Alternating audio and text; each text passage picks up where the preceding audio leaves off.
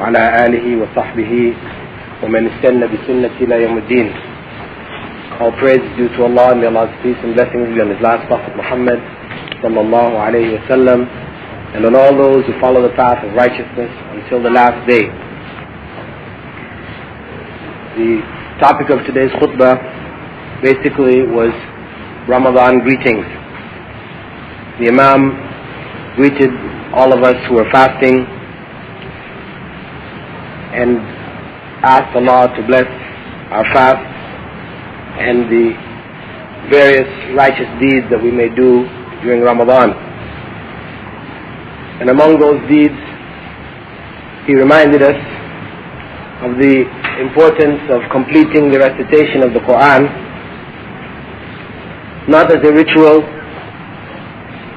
but in following the sunnah or the way of the Prophet Muhammad ﷺ. It was his practice in the month of Ramadan to revise all of the Qur'an that he had with him. And as such, we are encouraged, now we have the complete Qur'an, we are encouraged to revise that Qur'an during Ramadan. Also, the Imam encouraged us to take part in the night prayer, which comes after the compulsory prayer of Isha. Though these prayers are not compulsory, they are only recommended. Again, there is great reward in them from the benefits that we get out of the prayer personally, as well as the reward of following the way of the Prophet Muhammad ﷺ. And he mentioned that the Prophet Muhammad ﷺ, during the first Ramadan in which these prayers came into being, that the Prophet Muhammad ﷺ had prayed in the masjid, and some of the companions saw him praying there after Isha and began to gather around him. The second night, when he came back, he did the same after Isha, and more of the companions gathered around him. And by the third night, when the word had spread that he would be praying after Isha, and the large group of the companions waited there for him, he did not come out. He didn't come out of his house until the next morning for Fajr.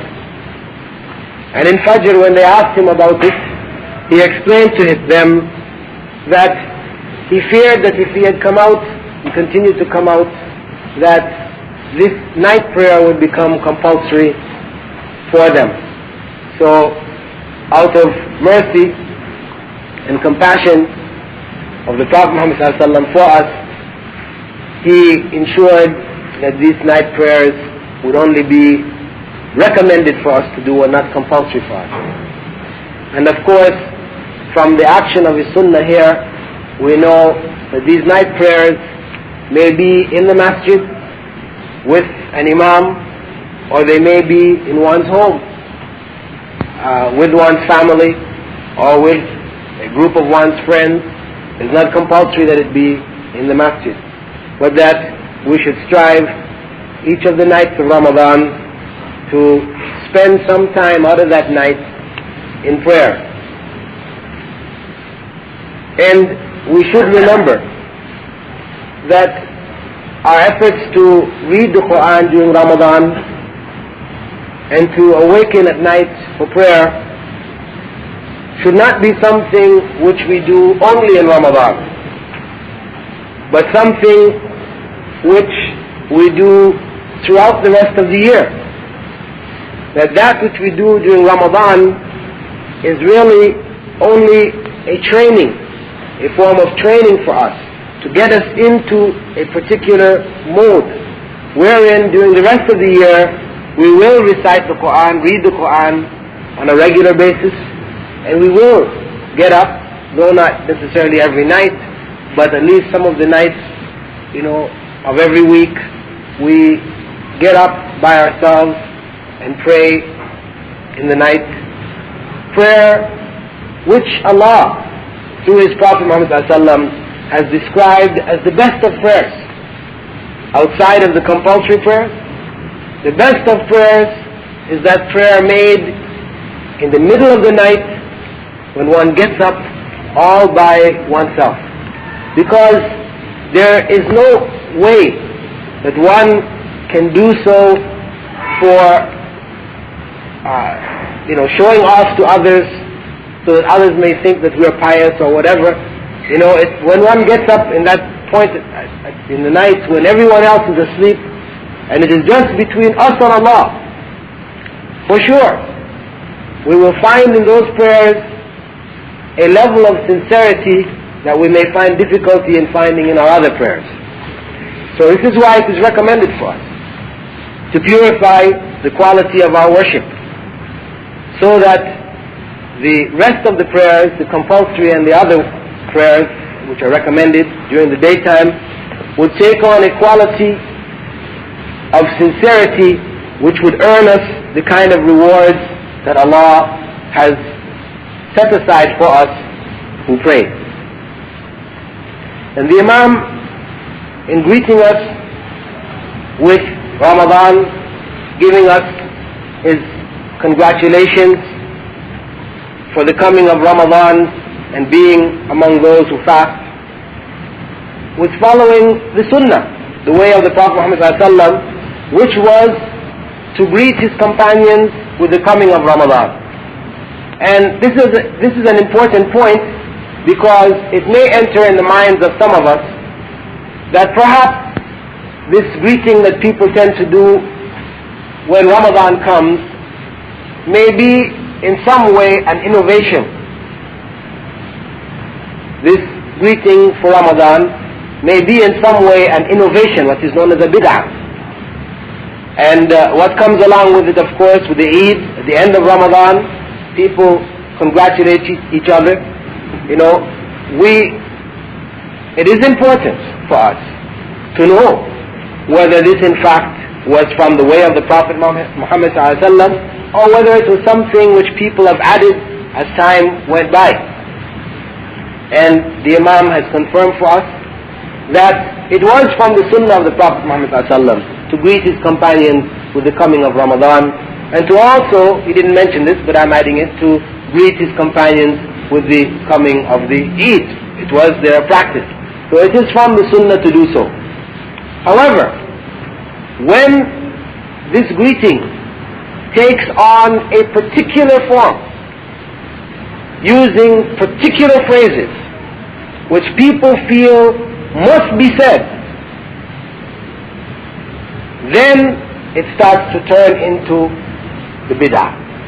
Though in its origin it is from the Sunnah, when people start to make it in a particular way and insist on that particular way, when you are greeted in a particular way, there is a particular answer to this greeting. And when it takes on that ritualistic format, which is expected from you by people, and you expect from people, then it starts to change into bid'ah. And especially when the Eid comes, or during Ramadan, when cards are sent. Cards are sent. Ramadan Mubarak cards and Eid cards. Now, this practice is clearly a practice of the Christians, who give out Christmas cards with the coming of Christmas and during Christmas. This is their practice. And now when Muslims shift and take that practice and instead put, Ramadan Mubarak or Eid Mubarak on it instead, you see, this does carry us over into the area of bid'ah. So we have to be careful that what may be sunnah, what has been decided by God as a part of the divine law, as conveyed to us by the Prophet, which we call the Sunnah, that this, if we do not follow it as it was brought, then it becomes what is cursed by God, an innovation in the religion which has been cursed by God, which is known as bid'ah, the cursed innovation. And the Prophet Muhammad ﷺ had said that we should fear the worst of affairs is the innovations.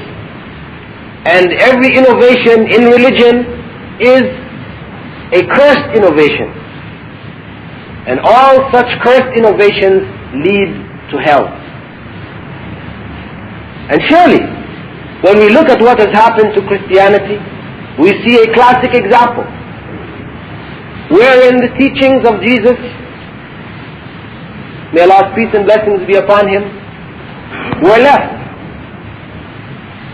And through the innovations introduced by Paul, the masses of Christianity today follow what can only be called bid'ah, cursed innovations.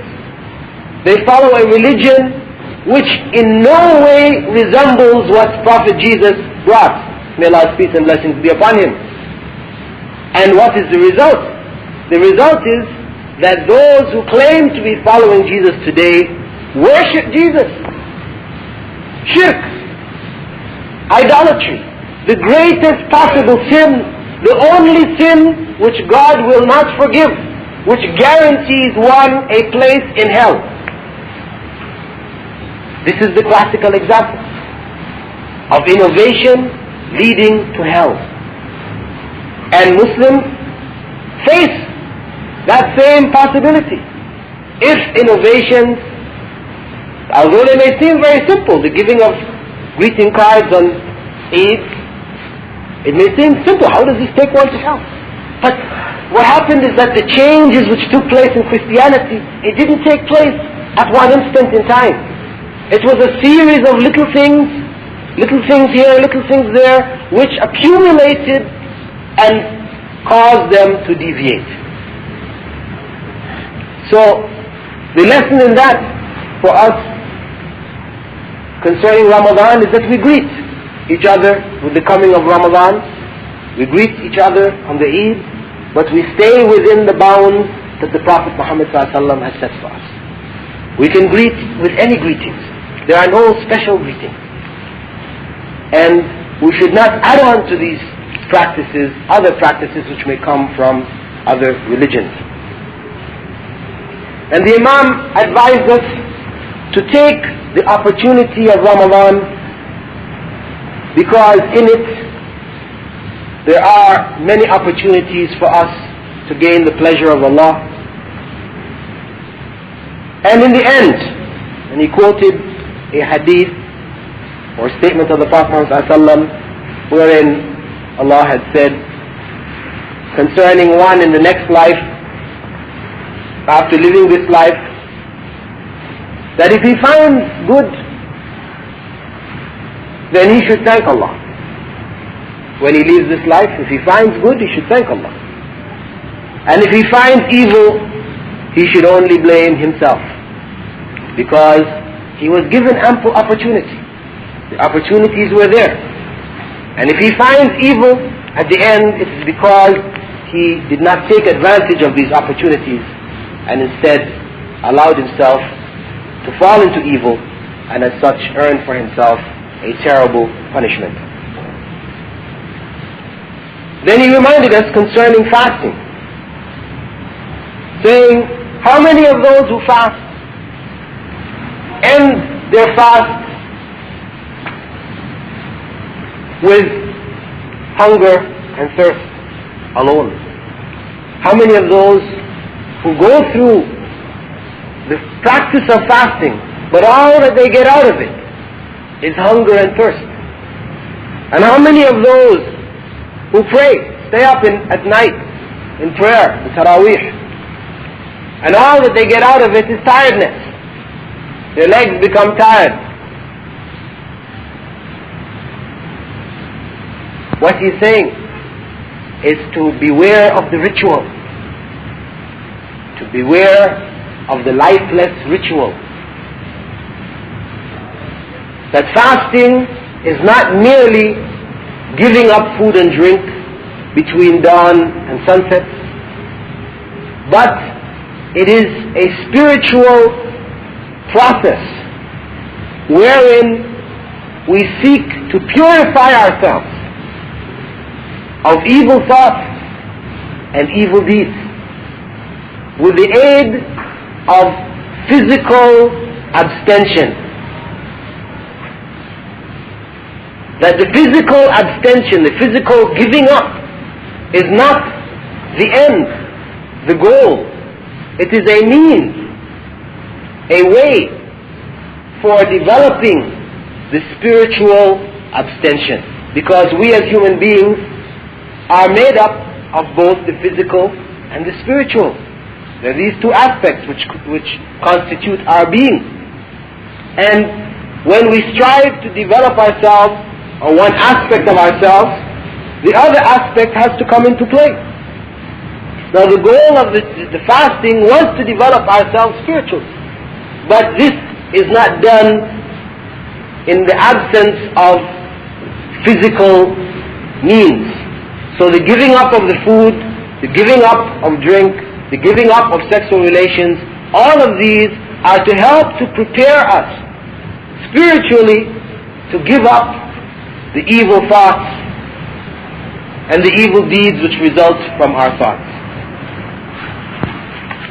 So this was an advice to the Imam, from the Imam to us, to reflect on the spiritual goals of fasting and to strive to attain them, so that our fast does not merely become a physical state of hunger and thirst. And similarly the prayers. As Allah had said, إِنَّ الصَّلَاةَ تَنْهَى عَنِ الْفَحْشَاءِ وَالْمُنْكَرِ, that prayers prevent us from evil speech and evil deeds. So the physical movements that we go through, the words that we say, it is there to have an effect on us in such a way as to create a righteous individual who speaks righteousness and he does righteousness. So again, these physical restrictions which come in the prayer, the movements which are limited, these are all part and parcel of a system which would help us to spiritually limit ourselves, to spiritually stop ourselves from evil speech. As in the prayer we strive to say what is pleasing to God, and evil deeds, as in the prayer when we strive to do the movements which are pleasing to God. And these movements, when we stand for God, when we bow for God, and when we prostrate for God, all of these movements are demanded by the objects of worship in this life. The presidents, the leaders, the kings, those individuals of power in this life, they demand this from their subjects. Stand in my presence. When the judge comes into the court, you are commanded, all rise for the honorable so and so and so and so. The powerful leaders have their subjects bow to them. And the more powerful they are, the more they're able to make that bowing evolve into prostration. This is the ultimately powerful leader, whose subjects prostrate themselves at his feet. For us, this is only due to God, because He is the only King, true King, Malik al-Nas. He is the only true King, and He is the only one that we stand for, that we bow for, and we prostrate for. So when we are doing these actions in Salah, we are confirming that Allah is the true King of mankind, and the only one who is due the standing, the bowing, and the prostration. And as such, we would not submit ourselves outside of prayer in such ways as to do what has been prohibited by God for the sake of these powers that be around us. And the Imam also pointed out, and to tell you the truth, this khutbah that he made was filled with many different ideas and concepts, all of which are very important for us to reflect on, not only in Ramadan but throughout our lives. he spoke of the different levels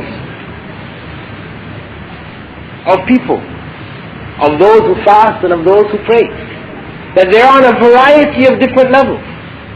From those who get nothing out of it except for thirst and hunger and tiredness out of prayer, to those who earn the maximum, or as close to the maximum as man can attain. And ultimately, he says that this returns, or the reason for this difference in the levels can be seen in the intentions. Ultimately, this is what we call the bottom line. The intentions. It is the intentions of those who fast and those who pray which determine the value of the fast and the prayer. And naturally determines also the reward from the fast and the prayer. Then he went on to say,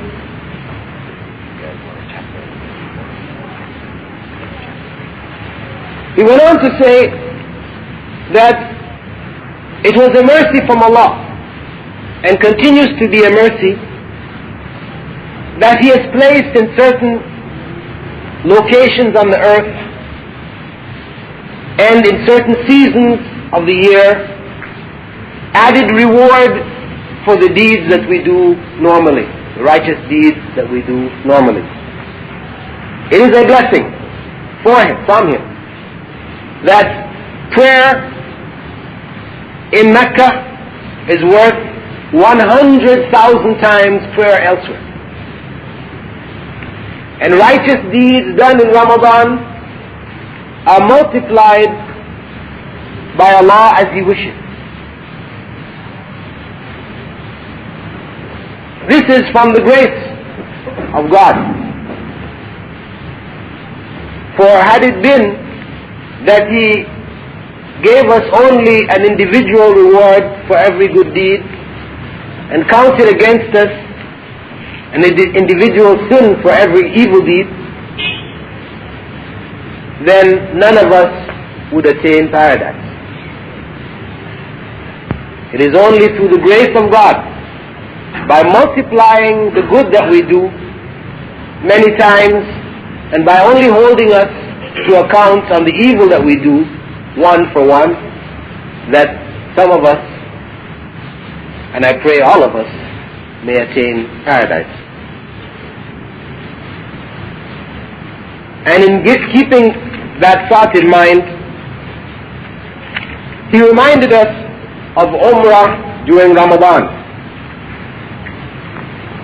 wherein the Prophet Muhammad ﷺ had said that Umrah in Ramadan, Umrah to make the minor pilgrimage to Mecca during Ramadan, is equivalent in value to making Hajj along with the Prophet Muhammad ﷺ. To make Umrah during the month of Ramadan is equivalent in the eyes of God to those who made Hajj along with the Prophet Muhammad ﷺ. So this is a great encouragement for us. If we have the way and the means to go and make Umrah to Mecca during this month, we should try to do so, to increase our rewards. And if we manage to make it there whilst we are making tawaf, as the Imam said, and we experience tiredness, we should remember the day of judgment when we'll have to stand before God. And when we drink the Zamzam waters from the well, we should remember Allah's mercy. His mercy to Prophet Ismail and his mother Hajar, and to us. And as we go through Sa'i between Safa and Marwa, walking in large crowds, we should remember our return to Allah. And we see there in Umrah, in Mecca, mankind in all shapes, colors, sizes. And remember the unity of the Ummah, the unity of faith, which keeps us together as one brotherhood, wherein we strive with each other to do good, and we treat our brothers as we would have ourselves be treated. And in the second part of the khutbah, the Imam congratulated us on our faith. Our faith to be within the bounds of Islam, to have found Islam, to be striving to practice Islam. And as Muslims, he reminded us, Al-Muslim man salima al-Muslimuna min lisanihi wa yadi, that the Muslim, the true Muslim, is one from whom Muslims are safe from his hands and from his tongue. And he doesn't harm them physically, nor does he harm them in terms of spreading rumors and slander. And that the muhajir, one who makes hijrah, and hijrah is a requirement of us until the day of judgment. The true muhajir is the one who emigrates from what Allah has prohibited. And then he went on to look at some verses from the Qur'an, wherein Allah described man in a particular way. These verses began with Allah saying to the angels that He was creating in the earth a Khalifa, one who would be put in power over the earth. And the angels asked Allah, would you put one on the earth who would spill blood and create corruption, while we praise you and glorify you? And Allah informed them that He knew what they knew not, and that in fact the men, or some of the men who were to be put on the earth, would be superior even to the angels, because of knowledge which Allah gave them, beginning with Adam. He gave Adam knowledge and demonstrated to the angels that Adam was superior to them. And as such, he had the angels bow to Adam. And the Imam questioned, this quality which was given to Adam, which was inherited by his descendants, is this a fact for all of Adam's descendants? If so, why are people then in two different groups? Those who follow guidance from God, who believe, who love good, who strive to do good, who remember Allah, worship Him, fast, and are charitable. Those who recite the Qur'an, scriptures,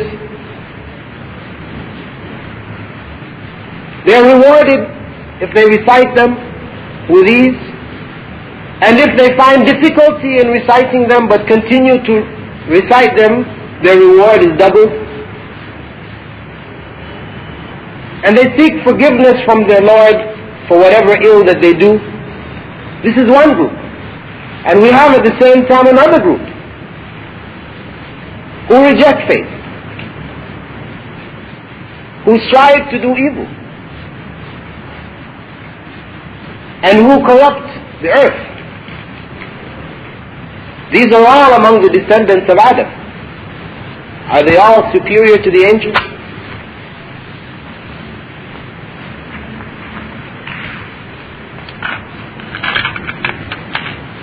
Obviously not. Those who are superior to the angels are those who follow the commandments of God. And it is false faith for one to claim closeness to Allah and one does no good. For one to say, I'm a Muslim. It says on my passport, it says on my iqamah that I am a Muslim. This is false faith. One is a Muslim if one does what a Muslim is supposed to do and believes what a Muslim is supposed to believe. So the Imam went on to remind us that we should remember Allah as much as we can. Allah bi dhikrillahi tatma'inna al-qulub. It is only through the remembrance of Allah that hearts find rest. And it is in the remembrance of Allah that we do righteousness and avoid evil. And Allah knows our end. What is the end of this life? Where we will be? What we will do? And has not given us any burden which is too great for us to bear in this life. So we must reflect that all that He has commanded us to do and all that He has prohibited us from doing is for our benefit. It is to bring some good for us and to prevent some evil from befalling us. Though we may see in something which Allah has prohibited, something which may appear to be good to us as an individual, the harm for the community as a whole will be there. And though we may see in something which has been commanded what may appear to us to be something harmful as an individual, the benefit for the community as a whole will be there if we reflect. And He reminded us of the case of Moses and the followers of Moses, that they had been prohibited fat, the fat of the animals, but that they sold this fat and ate the price, when in fact if something is prohibited, the sale and the benefit from that sale is also prohibited. So it is not enough for us as Muslims to say, well, we are prohibited to drink alcohol, but we may produce it and sell it. No. It's not enough for us to be prohibited from worshipping idols, but we may make them and sell them. No. And he went on to point out that after Moses' people were saved by taking them across the Red Sea, that in response to that blessing of God, that huge, magnificent miracle, the parting of the waters of the Red Sea, these people went back to worshipping idols in imitation of the people from whom they had come and the peoples from whom they met in their travels. And these are all reminders for us. And he closed the khutbah reminding us that the sweetness of faith has with it a happiness that nothing in this world can compare to. The happiness that we find when we have tasted the sweetness of faith is beyond any other happiness that we may experience in this life. The happiness of wealth and of family go. They come and they go. But the happiness that comes from realizing faith in God is something which is everlasting. It never goes.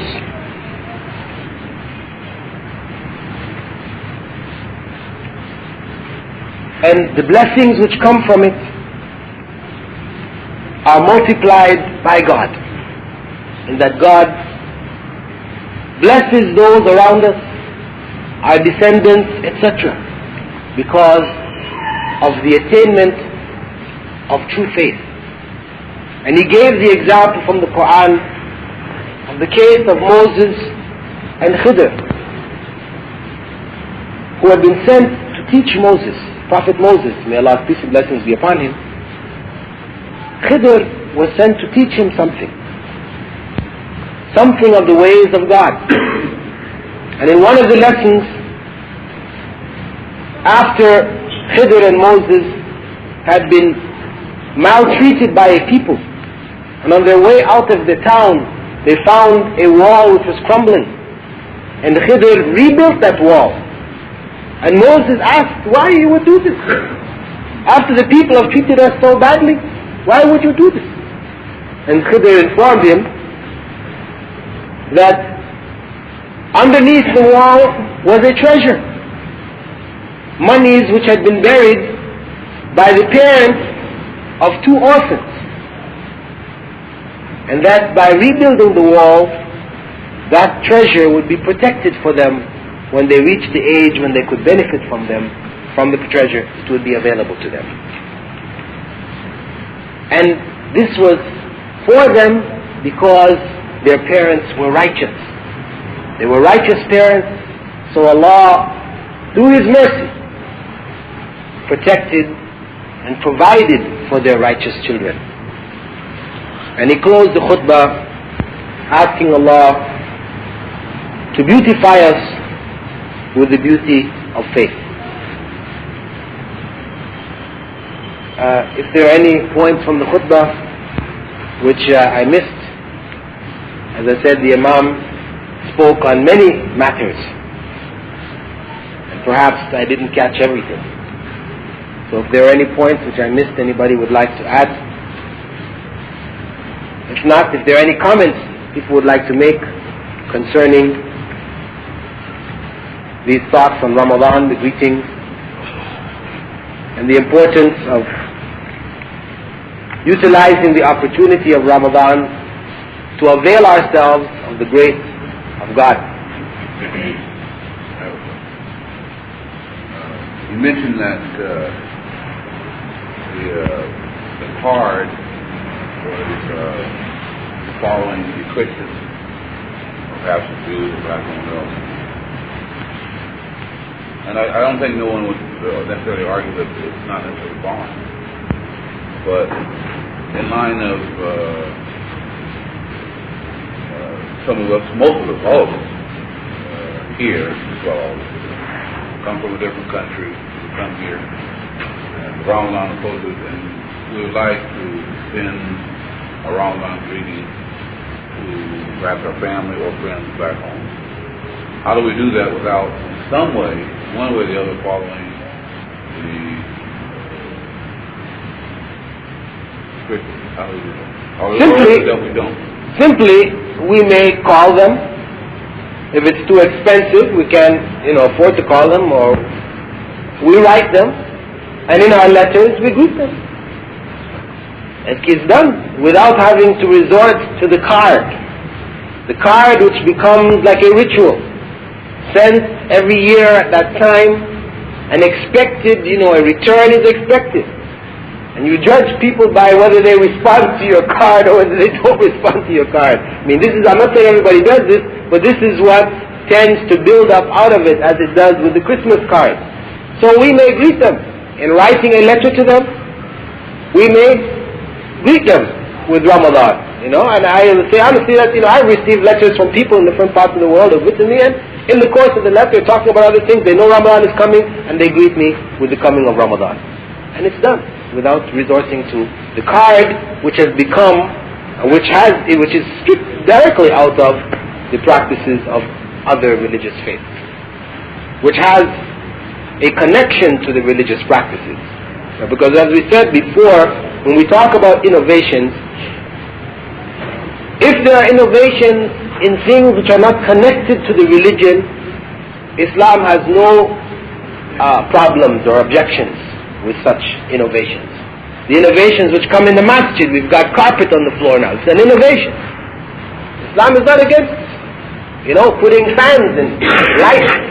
These are innovations. They didn't exist in the time of the Prophet Muhammad ﷺ. Islam does not want us, as you have some sects of Christianity, like the Amish and others, who take a particular dress and a way, some of them, they refuse to use electricity because for them this is innovation, so they will drive around in buggies and, we're not in that way that wherein we feel that we cannot change anything. No, we are clear.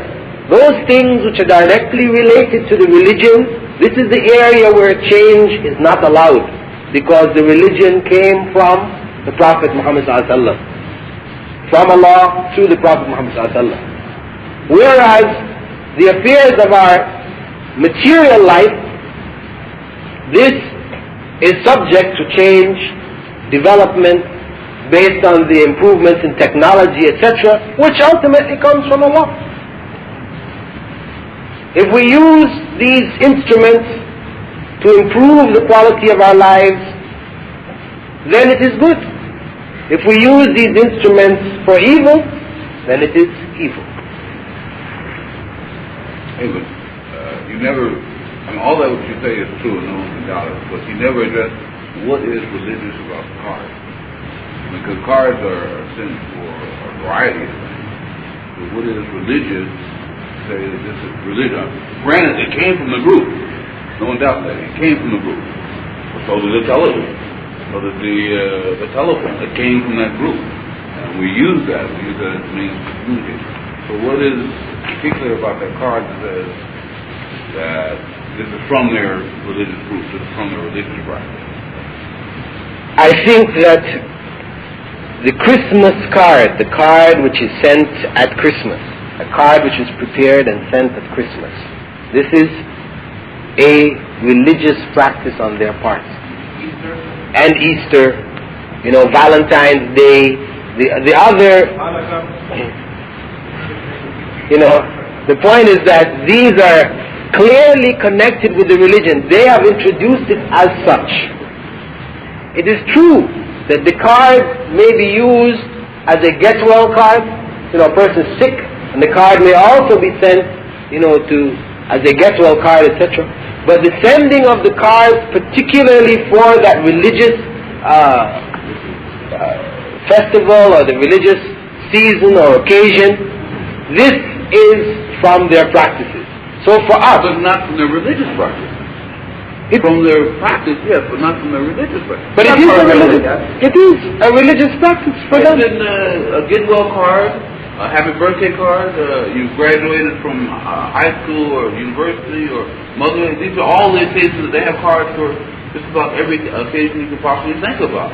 Anniversary, birthday, new birth, promotion, all these things. Are you saying these are part of the religion? No, I'm saying that if you send a card for get well, right, a get well card, this is okay, no problem. Because the get well card has no connection with the religious and a religious occasion. For you to send a card congratulating somebody on graduating, there's no harm. But now the sending of the card on the religious occasion, which resembles their sending of the card on their religious occasion, this is what then, in my estimation, involves a imitation of people in a religious matter, which becomes, when we do it, an innovation, in my opinion.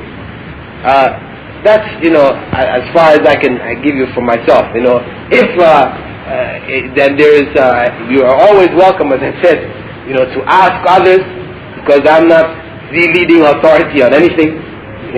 Please ask some of the other scholars who are here, to get further feedback on the subject. If you feel, some doubt still within yourself concerning it, please do so. And if you have other feedback, please bring it next week and let us all, share further. So, in summary, you're saying this is inclusive of just religious, not anything to do with other things like Mother's Day, Father's Day, congratulations, etc. But the brothers mentioned here, this is right.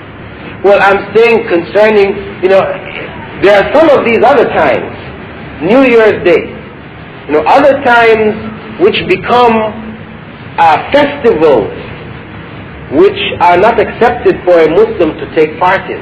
You see, these are the times we stay out of, you know. Mother's Day, which becomes like an Eid, these things which are coming regularly every year at that particular point, we cannot take part in those either. But the ones which are, you know, which have no set time, make a distinction between the two. I've got a person. My mother sent me congratulations because I introduced this month. That's wrong. Should I have told her don't send me congratulations? No, it's not. I mean, this is, your mother is a non-Muslim for sending you the card. You know, alhamdulillah, I mean, this is nothing, I mean, if she accepted Islam, you know, for you to write her and, you know, congratulate her, you know, perfectly okay. Sure.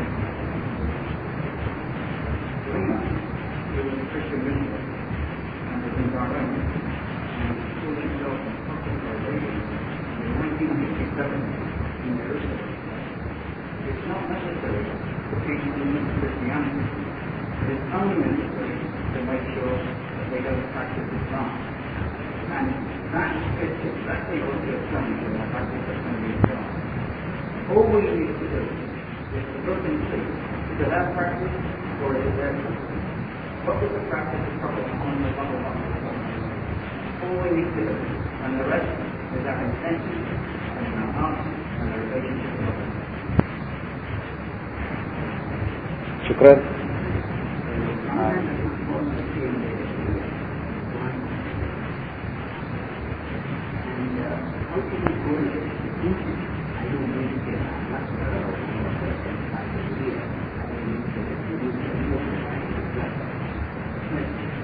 How do you correlate these practices with somebody not to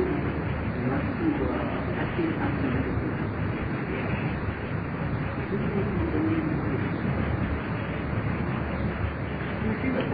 Oh, our brother's question was, how do we relate the intention to greet somebody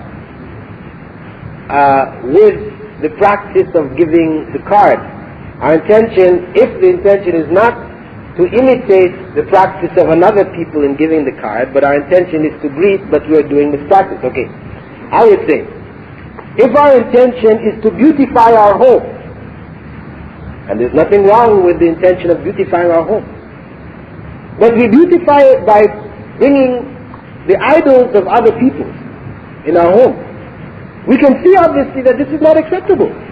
Though this may be a valid and acceptable intention, we want to beautify our home, for us to bring pictures of human beings and animals, and bring idols, carvings. We may not call it idols, we call them statues, you know, figurines.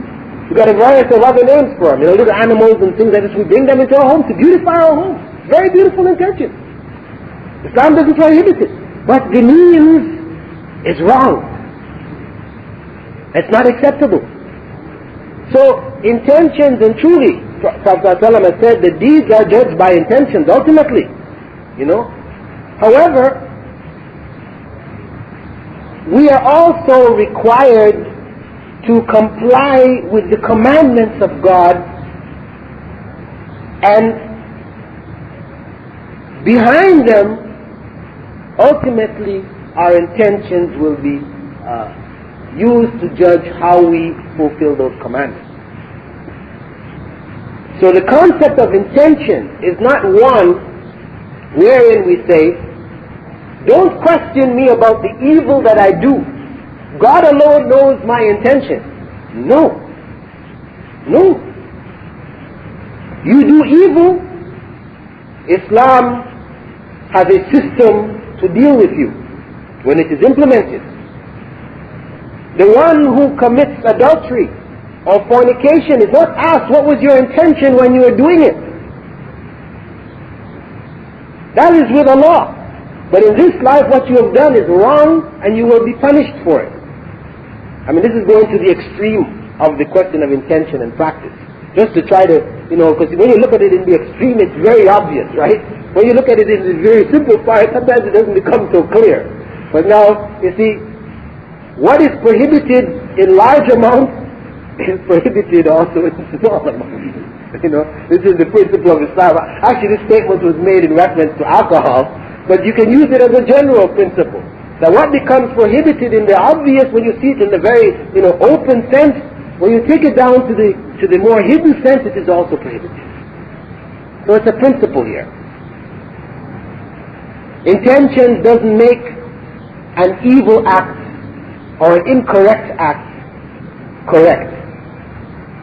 If we know something is not correct, it is imitation of a people, etc., then we must avoid it. But truly, and I'm not negating the fact that Allah, in His grace, can take from the incorrect action of a person, one who has done something in ignorance, good, give reward for that. And the classical example of that is the case mentioned in Sahih Bukhari of an individual who feared God. When the time came for him to die, he was so afraid of meeting God with the sins that he had done. He did righteousness too, but he knew inside himself of the sin he had done that really had no explanation to God. So fearful of this, so fearful of God, that he asked his children that when he died to burn his body, burn it up into ashes, throw some of it, sprinkle it on the land and some of it in the sea, so that Allah wouldn't be able to bring him back together and hold him to account. Okay, of course, this concept is a wrong concept. To think that Allah cannot bring you back together, and surely when his children did it, and Allah caused all the pieces on the earth and in the sea to come back together and bring him back, and Allah asked him why you did this, of course knowing why he did it, but asked him just to bring out this concept to us, he said, I did it out of fear of you, and Allah forgave him. So this isn't a case of ignorance now. A man who in ignorance has done this, but it is motivated by fear of God, which is greater. So Allah forgave him of the wrong action and blessed him for his fear of God. So I said, this is an exception. When we're dealing in a circumstance where things are clear, then we have to avoid what is wrong. What we have done out of ignorance in the past, with good intentions, but it was out of ignorance, we didn't have an opportunity to realize that this was in fact wrong, then we have an opportunity, Allah willing, to take of His grace as that individual receives.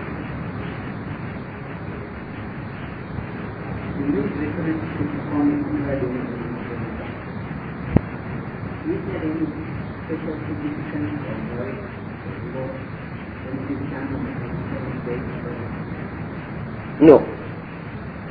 Although the question was in regards to the added blessings for making Umrah in Ramadan, is there even greater blessing for making Umrah on the 27th, which has been identified by the masses of Muslims as being the day or night of what is known as Laylatul Qadr, the night of power, which Allah has said, the worship in it is equivalent to the worship of 1,000 months.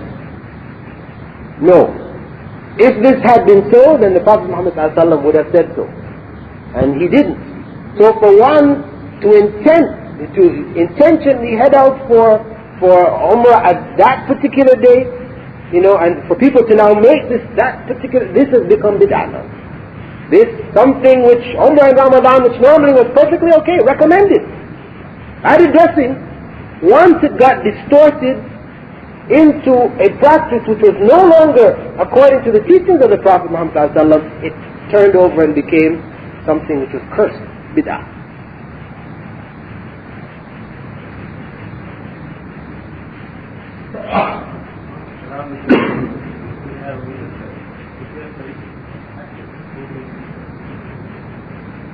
Well, the question again, after Taraweeh prayers, the night prayers, commonly Tahajjud is prayed. Witr is prayed. That is the odd number of units of prayer to complete the prayers on the night. If one then later on gets up in the night for prayer on his own, what does one do then? because there is already statements of the Prophet Muhammad ﷺ that the witr, or this odd number, should be the last prayer. Let this be your last prayer of the night. So you've already done it. Well, if you get up for tahajjud in the night, you get up at a later point in the night, you get up for night prayer, then you do so without repeating the witr. Yeah, just two at a time, do whatever you wish, and you stop at that. Or you can skip the witr and add one. Yeah, you could do that, but he was saying in the case where you've already done it, what do you do? You know? So if you know, for example, it is your intention, for example, to get up at a later point in the night, as our brother was adding, then when you finish that added prayer at night, you don't do the witr along with the imam. But when you get up at the night, then you can add it at that point.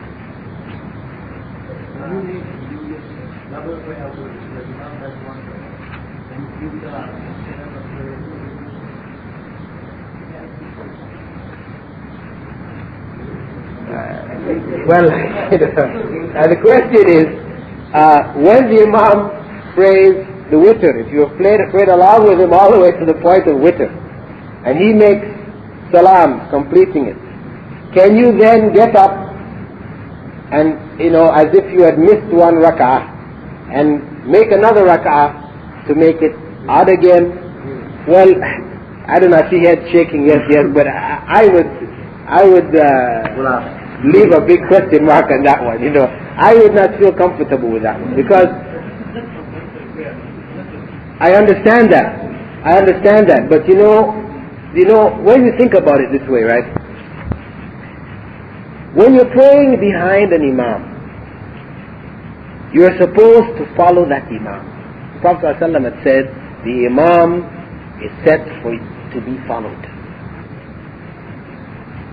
So you are then required, whatever the circumstance, whether it is the rain prayer, or the prayer for fear, or the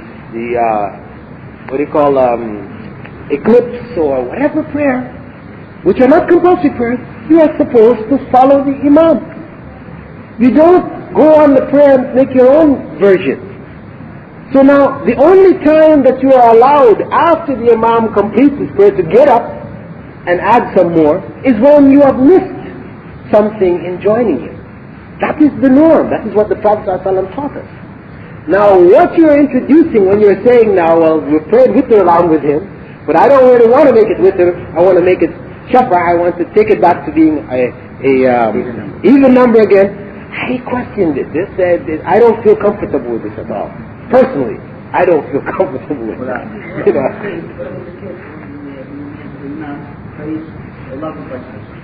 And he wants to agree, but listen now, so I don't want to miss any rak'ah with him. So he wants to pray with him all the morning, from the very beginning to the very end, okay? So I wanted to argue. So as far as I know, you can put this on. And even in the whole mosque in Mecca, many people do it. Brother, always in Islam, our thing is not what many people do. Okay. Because many people do all kinds of things. Okay. But what we're looking at here is the principle. The principle here. As I said, right? I have given you what I have, how I feel. And you have to choose. You go ask other people, and you choose for yourself, and you do what you feel right with. As the Prophet ﷺ said, what is right is what you feel comfortable in your heart, and what is wrong is you will feel uncomfortable about it, no matter what fatwas, whatever rulings have been given by this one and that one and the other one, you still feel uncomfortable. Then better you leave that. Yes, ask your heart. It's better to leave the things in which there are doubts for the things about which you are sure, as a general principle.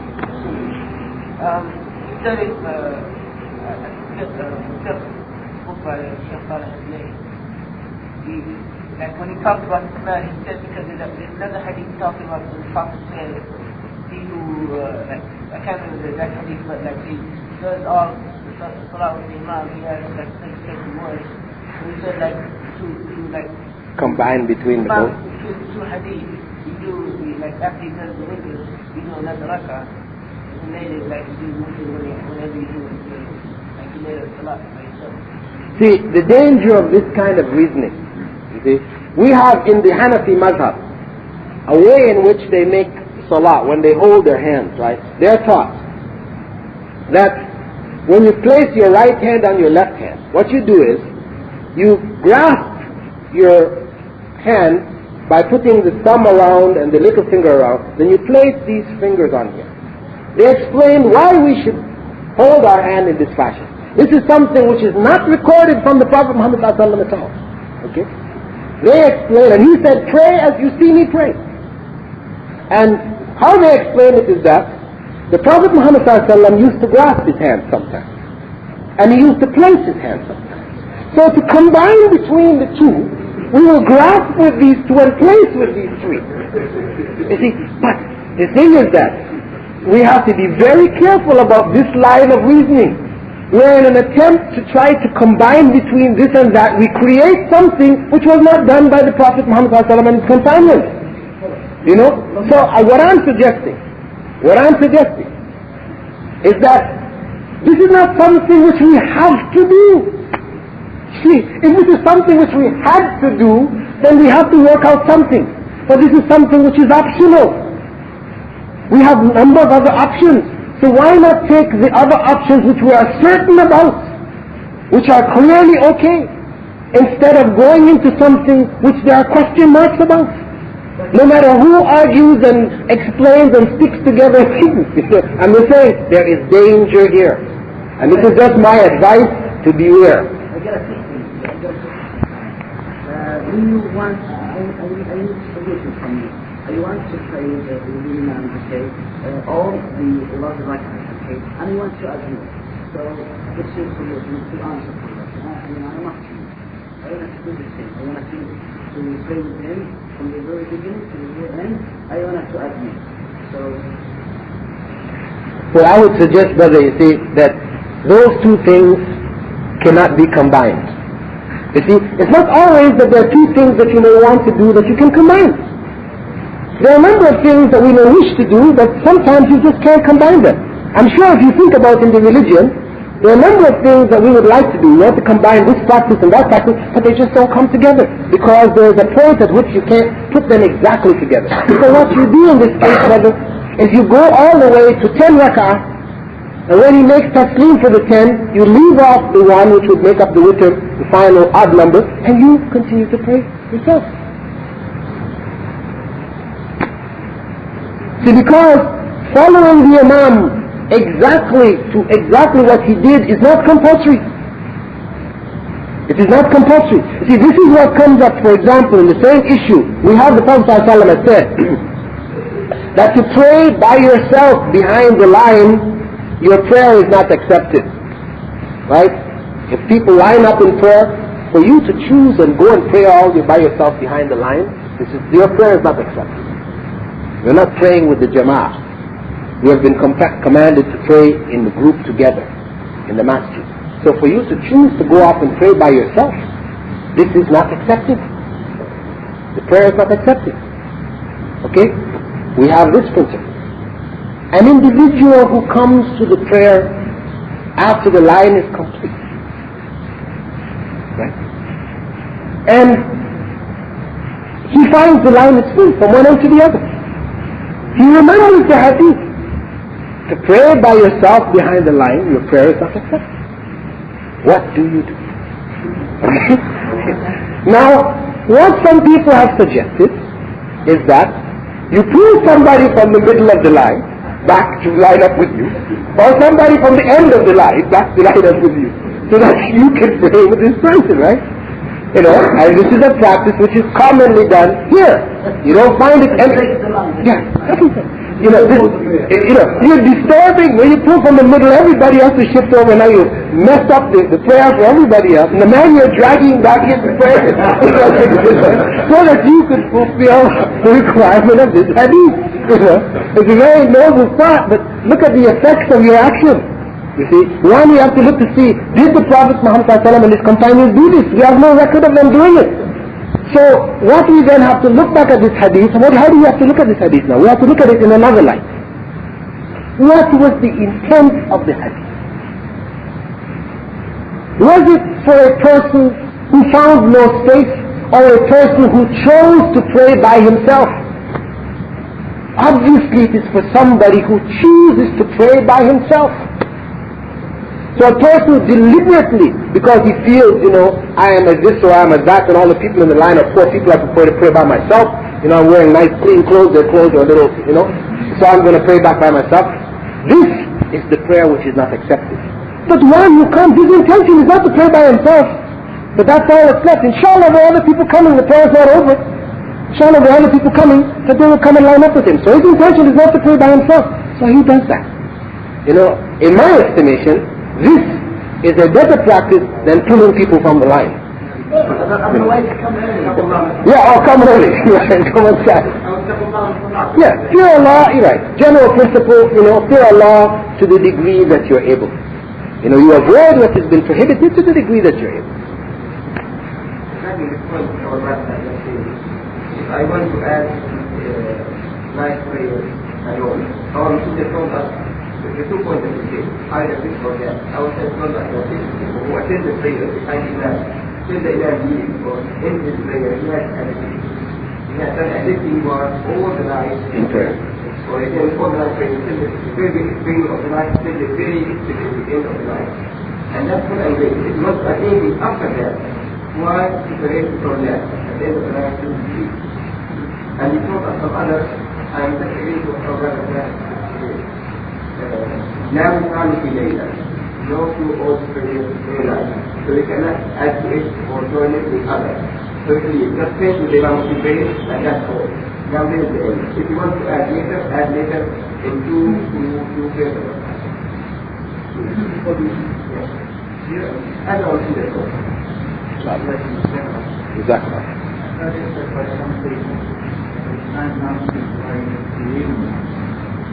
Because they want to praise Allah with the Imam.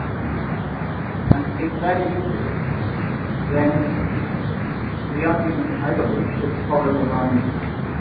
They should stop asking for reasons, and they should make an attempt to memorize or to learn the dua themselves. By following the Imam in that prayer, they will never learn. So it's really an excuse to pray the dua with the Imam, and then continue with the rest of what they will normally do. I didn't quite get that. That they want to praise the dua. This was their intention, why they were staying for that, yes. They want to catch that breath in which they want to pray the dua alongside the Imam, or they want him to do it, they'll get the benefit from it. And they want to continue during the night with what they would normally do. Okay? So they stand up after the project up, complete the Imam. Okay? Now they pray Imam. They've got the benefit of the dua, which is what they wanted in witness, and now they can continue with nothing. And I believe that in this case they are making no attempt to learn the dua for themselves. Yeah, because the dua actually, or that informal prayer which is made in witr, this is something for one which the Prophet ﷺ did not do all the time. Though it has become a standard, people feel like every time you make witr, you make the dua qunut. It was not the sunnah of the Prophet ﷺ to do it every time. He did it sometimes he didn't do it. An option. He didn't do it all the time. So, even that kind of an intention, it is wrapped up in something which really wasn't from the sunnah anyway, and so that's why for us, ultimately, we try to stick as closely to the sunnah as possible, to avoid these kind of combinations where we're trying to get the best of both worlds and end up with nothing of either world, inshallah. And inshallah, I think we should close up now, thanking everybody for coming and congratulating everybody on the Ramadan. And we pray that Allah accept your Ramadan, your fasting, and reward you all as fully as you deserve. And we close with the dua of the Prophet Muhammad sallallahu alaihi wasallam. Subhanakallahumma wa bihamdika ashhadu an la ilaha illa ant nastaghfiruka wa natubu ilayk.